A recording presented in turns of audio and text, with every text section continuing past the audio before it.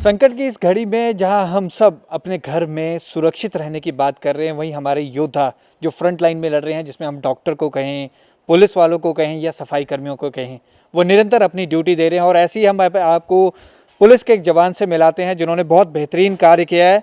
हमारे साथ है राम गोपाल जी, चंडीगढ़ पुलिस के ये जवान हैं जिन्होंने अपने 2 महीने का वेतन यानी कि 1 लाख रुपए पीएम केयर फंड में दिया है।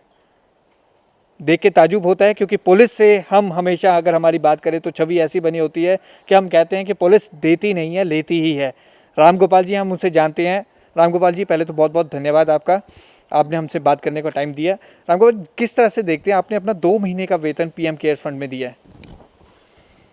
हाँ सर, जैसे प्रधानमंत्री नरेंद्र मोदी जी ने आह्वान किया था कि जब सारा देश है वो संकट की घड़ी से गुजर रहा है और करीब करीब सब कुछ एकदम से रुक गया है, तो गरीबों के लिए ये बहुत ज़्यादा और ज़्यादा मुश्किल की घड़ी हो जाती है।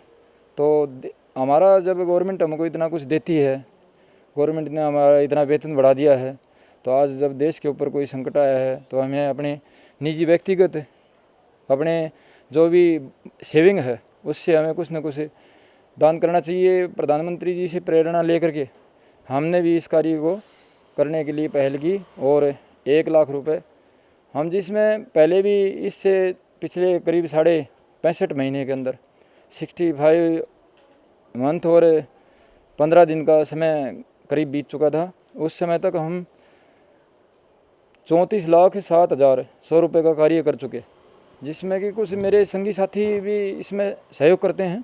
लेकिन और अभी तो मैंने इसमें 45,000 रुपये मैंने लोन लिया और 26,000 रुपये मैंने अपने स्वयं के मिलाए और कुछ मेरे रिश्तेदारों के रिलेटिव और मेरे साथियों के से कुछ ऐड लेकर के अभी 1 लाख रुपये पीएम केयर फंड में हमने बैंक के थ्रू भेजा। गोपाल जी, मैं इसी पे आ रहा था कि एक होता है कि चलो चलो आपके पास है, लेकिन आपने लोन लेके बाकायदा पीएम केयर्स फंड में डाले हैं। ऐसा लोन लेने का मतलब विचार? देखो जी, नई पीढ़ी के लिए भी मैं पहले से प्रेरित करता रहा हूँ मेरे संगी साथियों को। और मैं बचपन से, जब से मैं गुरुकुल में मेरे माता पिता ने दान किया था, तब से मैं 2 साल के करीब गुरुकुल में रहा और फिर मेरा दिल नहीं लगा तो मेरी माता जी मुझे वापस ले आई।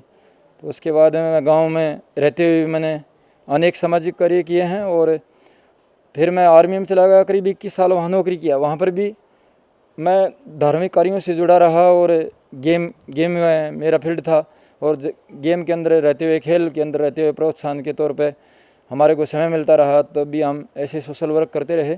तो नवयुवकों को प्रेरणा होनी चाहिए कि देश हित सर्वोपरि है। जब हमारे सरकार हमारे लिए इतना कुछ करती है और सरकार के ऊपर जब कोई ऐसा संकट आया है तो हमें अपनी सेविंग से क्यों नहीं दान करना चाहिए।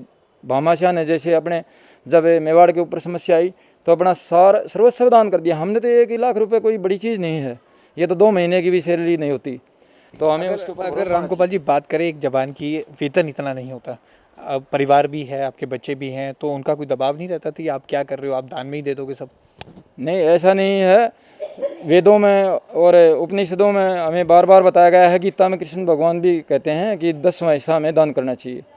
तो 10वां हिस्सा की बजाय वो गीता को पढ़ा, गुरुकुल में पढ़ा, बाद में मेरे गुरु निष्ठानंद महाराज जी से मैंने प्रेरणा ली और उन्होंने बताया कि 10वां हिस्सा दान करना चाहिए। तो 10वां हिस्सा तो उनकी तरफ से जो वेदों में लिखा है उससे, और 10% मेरी तरफ से निजी व्यक्तिगत राय मेरी स्वयं की, तो मैं 20% हिस्सा तो मैं हर महीने अपनी कमाई का दान करता हूँ। और मेरे परिवार के, मेरे बच्चे और मेरी धर्मपत्नी वो इसमें साथ देते हैं मेरा पूरा।